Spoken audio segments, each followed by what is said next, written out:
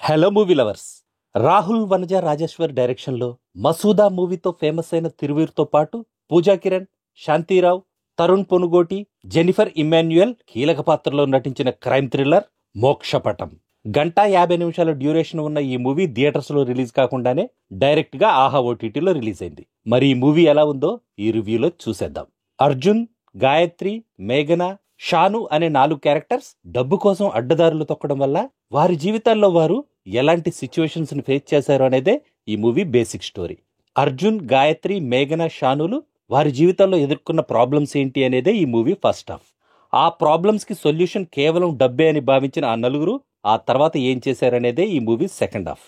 కొత్తదనం లేని కథ, ట్విస్ట్లేమీ లేని స్క్రీన్ ప్లే, ఆర్డినరీ కంటెంట్తో సాగిన ఈ మూవీ నాకంతగా నచ్చలేదు. అర్జున్ క్యారెక్టర్ చేసిన తిరువీర్ తప్ప మిగతా క్యారెక్టర్స్ అంతా కొత్త వాళ్లే కావడం, మోక్షపటం అనే టైటిల్ సౌండింగ్ లో ఉన్నంత ఇంపాక్ట్ ఈ మూవీ సీన్స్ లో ఎక్కడా లేకపోవడంతో నన్ను ఈ మూవీ చాలా డిసప్పాయింట్ చేసింది. ఈ మూవీ చూడడం వల్ల మీ టైం, మీ డేటా వేస్ట్ అవడం తప్ప పర్లేదులే, ఓ 2 గంటలు టైం పాస్ చేశాం కదా అనే సాటిస్ఫాక్షన్ కూడా ఇవ్వదు ఈ movie. That's all in this review friends. మళ్ళీ నెక్స్ట్ రివ్యూలో కలుసుకుందాం. Thank you for watching.